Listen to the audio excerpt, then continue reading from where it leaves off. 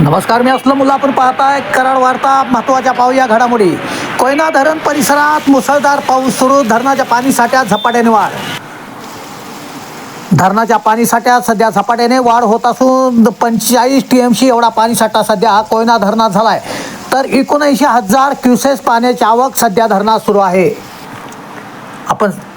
तर दुसरीकडे कराड तालुक्यातील कृष्णा नदी जी आहे रेठरे बुद्रुक जवळून वाहते. कृष्णा नदी सध्या तुडुंब भरून वाहते. आपण या कृष्णा नदीची सध्या दृश्य पाहताय.